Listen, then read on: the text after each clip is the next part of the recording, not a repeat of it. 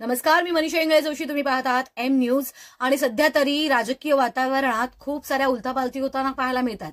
शिवसेना आमदार अपात्रतेचा निर्णय यायला अवघे 3च दिवस उरलेत.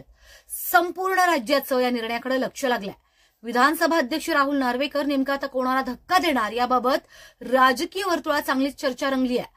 मात्र याआधीच राज्याच्या राजकारणात मोठ्या घडामोडी पाहायला मिळतात. राहुल नार्वेकरांनी मुख्यमंत्री एकनाथ शिंदेंची वर्षावर भेट घेतली. निकालाआधी ही भेट झाल्यानं चर्चांना आता चांगलंच उधाण आलंय.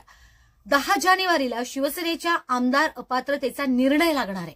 या निर्णयाकडे संपूर्ण राज्याचं लक्ष आहे. त्याआधी विधानसभा अध्यक्ष राहुल नार्वेकर हे आजारी असल्याचं सांगण्यात येत होतं. मात्र राहुल नार्वेकर यांनी अचानक मुख्यमंत्री एकनाथ शिंदेंची वर्षा निवासस्थानी भेट घेतली. एकनाथ शिंदे आणि राहुल नार्वेकर यांच्यामधील ही भेट नियोजित नव्हती. ही गुप्त भेट होती. मात्र माध्यमांना याबाबतची कुणकुण लागली. अचानक ही तातडीची भेट झाल्यानं राजकीय वर्तुळात चर्चांना उधाण आलंय. वर्षावरील या बैठकीला फक्त मुख्यमंत्री एकनाथ शिंदे आणि राहुल नार्वेकर होते. दोघांमध्ये तब्बल 40 मिनिटं चर्चा झाली. या भेटीचं कारण अजूनही गुलदस्त्यात आहे.